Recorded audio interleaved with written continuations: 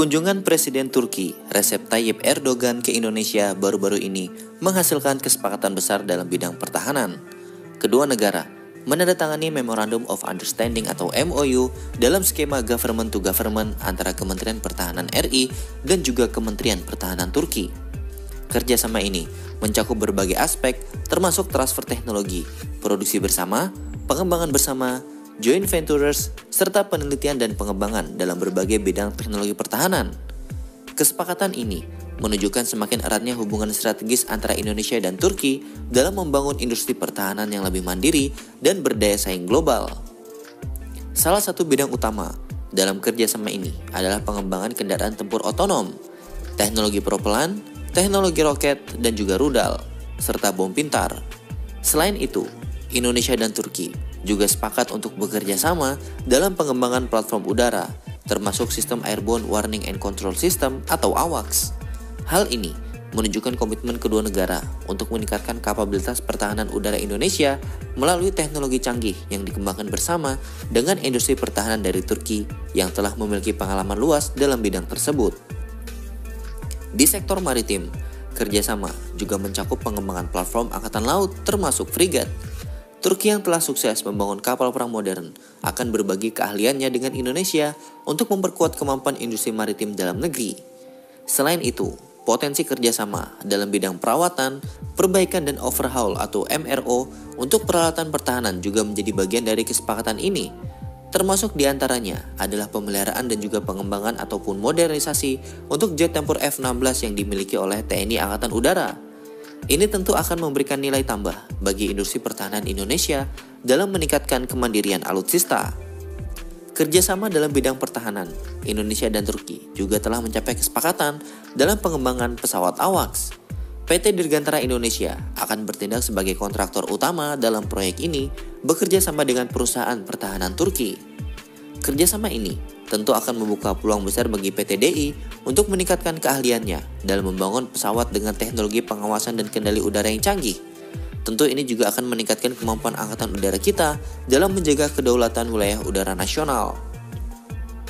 Salah satu bagian penting dari kesepakatan ini adalah akuisisi 60 unit drone Bayraktar TB3 dan 9 unit drone Bayraktar Akinci oleh Indonesia. Ini merupakan langkah besar dalam modernisasi sistem pertahanan udara dan maritim Indonesia. Drone-drone ini tentu akan meningkatkan kemampuan pengawasan dan juga serangan jarak jauh yang sangat diperlukan untuk menghadapi tantangan keamanan di kawasan yang kompleks. Penggunaan teknologi drone juga memberikan efisiensi dalam operasional pertahanan dengan biaya yang lebih rendah dibandingkan dengan pesawat tempur berawak yang juga meminimalkan resiko. Pembelian drone dalam jumlah besar ini tentu memunculkan spekulasi terkait kemungkinan akuisisi kapal induk berjenis Landing Helicopter Dock atau LHD oleh TNI Angkatan Laut di masa depan. Bayraktar TB3 memang dirancang untuk beroperasi dari kapal induk ataupun kapal dengan dek penerbangan yang luas, sehingga Indonesia kemungkinan sedang mempersiapkan infrastruktur yang sesuai untuk mendukung operasional drone ini di lingkup maritim. Jika spekulasi ini benar, maka Indonesia akan menjadi salah satu negara yang memiliki kemampuan proyeksi kekuatan udara berbasis laut yang lebih mumpuni di antara negara tetangga di kawasan. Selain menandatangani berbagai kesepakatan kerjasama, kunjungan Presiden Erdogan juga merupakan bentuk apresiasi terhadap Indonesia yang telah mempercayakan produk-produk pertahanan buatan Turki untuk digunakan pada berbagai platform militer mereka. Salah satu contohnya adalah integrasi sistem pertahanan Turki pada kapal frigat Merah Putih yang sedang dibangun oleh Indonesia. Tidak hanya sistem, untuk wahana penghancuran seperti penggunaan rudal, Indonesia juga menggunakan produk buatan Turki. Tentu ini menunjukkan bahwa Indonesia melihat Turki sebagai mitra strategis dalam pengembangan industri pertahanan yang berkelanjutan dan juga mandiri. Frigat Merah Putih merupakan kapal perang berukuran besar pertama yang sepenuhnya dibangun di Indonesia. Dengan adanya komponen dan sistem persenjataan dari Turki, kapal ini akan menjadi salah satu aset utama bagi Angkatan Laut Indonesia dalam menjaga kedaulatan maritim, dan juga kerjasama ini menjadi bukti bahwa Indonesia mampu membangun alutsista modern dengan berkolaborasi dengan mitra internasional yang tepat dan berguna secara strategis. Kesepakatan baru antara Indonesia dan Turki juga memperkuat tren Turkifikasi dalam modernisasi TNI. Dalam beberapa tahun terakhir dan juga beberapa tahun mendatang, Indonesia akan mengadopsi berbagai sistem persenjataan dan juga teknologi dari Ankara, termasuk kendaraan tempur lapis baja, drone tempur, rudal, hingga sistem pertahanan udara. Hal ini menunjukkan bahwa Indonesia semakin percaya pada industri pertahanan Turki sebagai mitra yang dapat diandalkan dalam pengadaan dan juga pengembangan teknologi militer. Keunggulan industri pertahanan Turki dalam menyediakan alutsista dengan harga yang kompetitif, teknologi yang canggih, dan juga fleksibilitas dalam kerjasama transfer teknologi menjadi faktor utama mengapa Indonesia terus memperluas kerjasama dengan negara ini. Dengan skema produksi bersama dan juga transfer teknologi, Indonesia tentu tidak hanya mendapatkan alutsista modern, tetapi juga meningkatkan kemampuan industrinya dalam memproduksi dan mengembangkan teknologi pertahanan sendiri di masa depan. Dengan adanya berbagai kesepakatan ini, hubungan bilateral antara Indonesia dan Turki di bidang pertahanan semakin kokoh.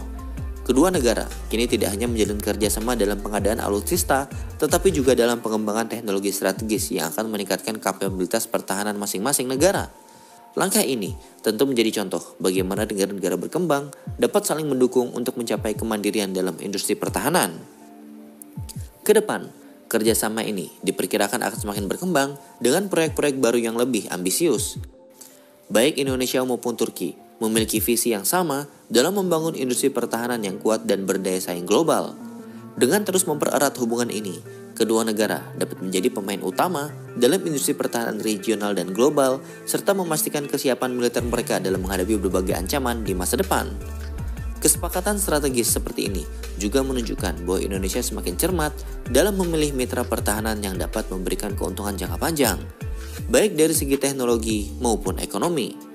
Dengan memanfaatkan peluang ini, Indonesia tentu memiliki potensi besar untuk menjadi pusat industri pertahanan di kawasan Asia Tenggara, serta memperkuat posisi strategisnya dalam percaturan geopolitik global.